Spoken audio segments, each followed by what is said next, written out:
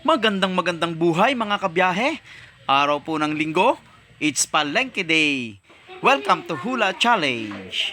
At dahil wala po nakakuha ng tamang sagot last time, ang jackpot prize po natin 300 pesos na.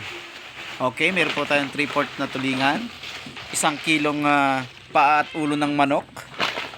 Ayan, 8 guhit na pusit.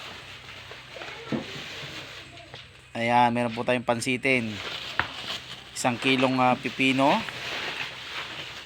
1 kilong San Fernando. Meron po tayong 1 tali ng sitaw. At 3 piraso ng okra. Per piraso po ang bili namin.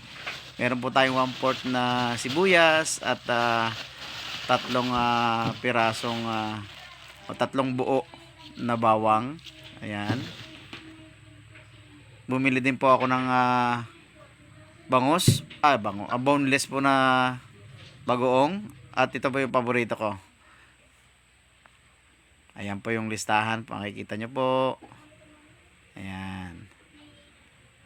At kung sino po makakuha ng tamang sagot, 300 pesos po ang ating jackpot prize.